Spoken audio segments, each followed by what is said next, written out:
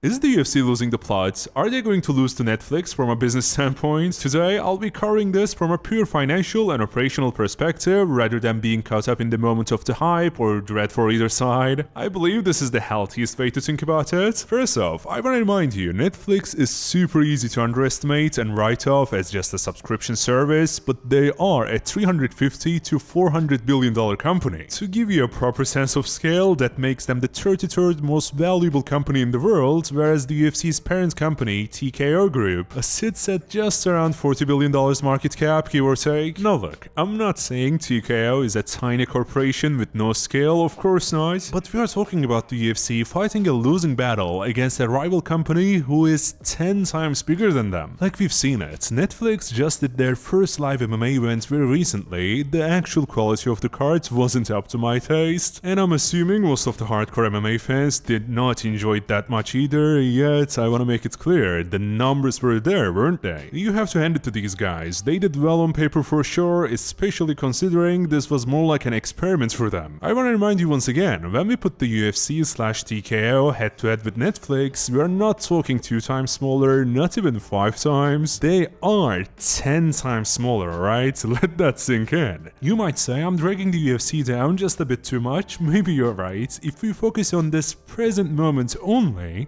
things do not look bleak for the UFC whatsoever. They just signed a $7.7 billion 7-year deal with Paramount. That sure sounds beyond amazing, right? Basically $1.1 billion a year. I mean, for the fans, it's been great too, there are no more pay-per-views. So when this is the case, of course Uncle Dana goes out there and says, we made the best deal in sports media history. I get it, from his perspective and objectively, this is a great deal short to mid-term, but the problem is, since the UFC refused to play ball with Netflix, God knows what kind of negotiations were happening before the Paramount deal. Anyway, since Netflix knows there is no UFC Netflix deal before 2033, they are forced to play their hand, and they are playing it right so far. From a big picture perspective, this MVP, Jake Paul, whatever partnership Netflix is putting themselves into, will give them 2 major benefits. First, if they somehow keep the hype alive while increasing the quality of these cards, they will have a solid competitor to the UFC straight up.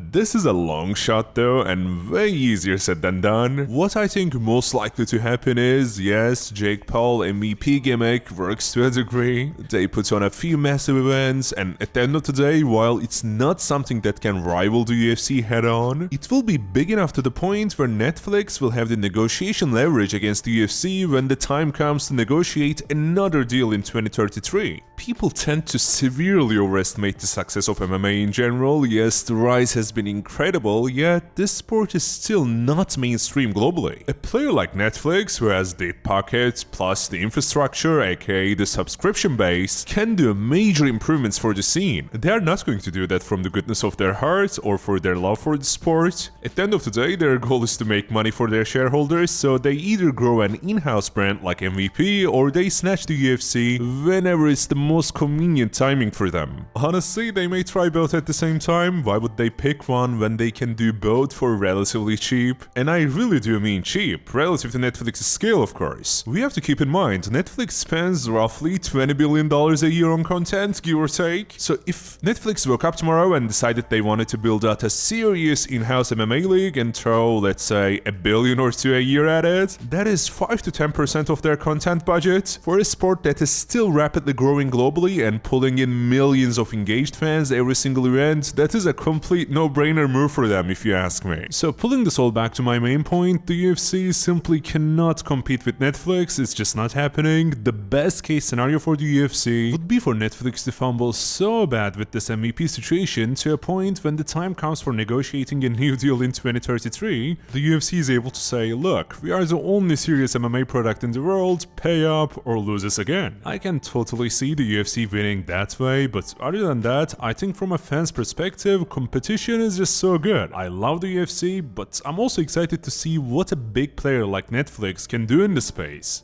The UFC is still the best, will be the best for the foreseeable future, but I gotta admit, 2026 has largely been a disappointment so far, so I would love there to be a solid competitor who keeps the UFC alert, thus we get better cards from the UFC. So long story short, Netflix is a real threat to the UFC and that is not going away. About MVP specifically, I do have my doubts. Jake Paul is loud, obnoxious, great at marketing, but actually running an MMA promotion is a different thing entirely. Here's what people are mostly forgetting though. The guy running MVP behind Jake Paul is Nakisa Bidarian, and this guy was the CFO of the UFC for years. Basically, he had first-hand experience in the company he is now building a rival to. I think it's important to recognize beyond the facade of Jake Paul, there is a real industry veteran running this thing. So yeah, they're unproven, but if I was Dana, I would take them seriously for sure. What do you guys think? Are you worried for the UFC, or do you think they are going to figure it out like they always did? Let me know in the comments. If you made it this far, please subscribe. I'll catch you on the next one. Take care.